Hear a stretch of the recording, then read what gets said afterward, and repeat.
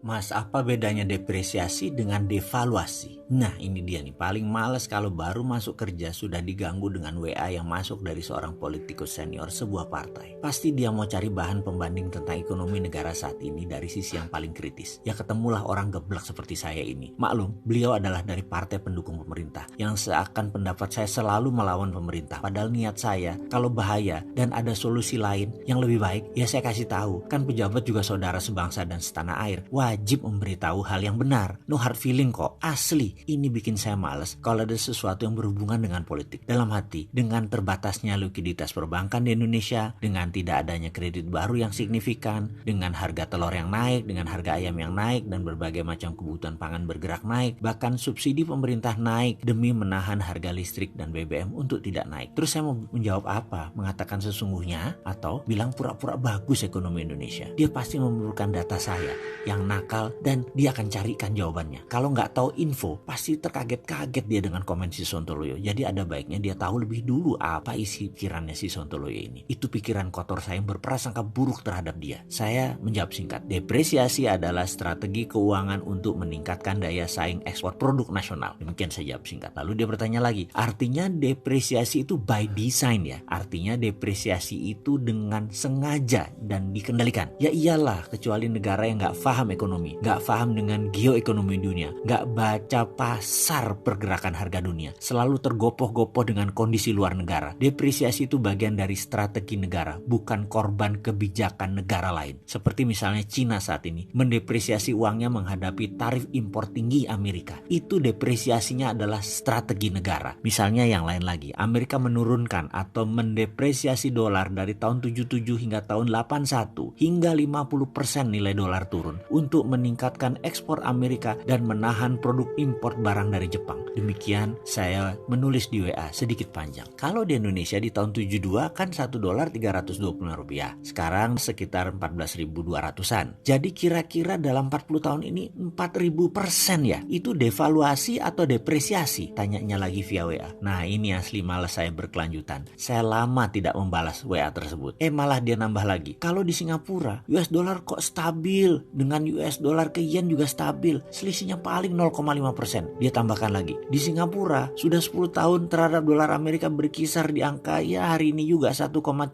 US dollar terhadap Sing dollar. Saya ngelamun begitu menerima WA yang terakhir. Pikiran saya melayang pada harga sewa kamar hotel. Saya siap ke Singapura dengan keluarga dalam 25 tahun ini sudah bolak-balik selalu menyempatkan tinggal di hotel tua di belakang Orchard Road, yaitu York Hotel. Sampai hafal semua pegawai tersebut. Harga 15 tahun yang lalu saya masih ingat, per malam 78 Singapura dolar. Dan pertengahan tahun ini saya menginap lama di sana. Harganya berubah menjadi 80 dolar per malam. Naiknya dikit sekali. Sepertinya tidak ada inflasi kali di sana. Di Singapura itu jangan-jangan tidak ada depresiasi, apalagi devaluasi. Padahal negara yang mengandalkan impor untuk pangan hingga 90% dan hidup tergantung produksi luar negaranya. Kok bisa ya stabil mata uangnya dan keadaan ekonominya? Dan saya pun lupa menjawab WA tersebut. Bodo amat, mau ngeteh dulu ya.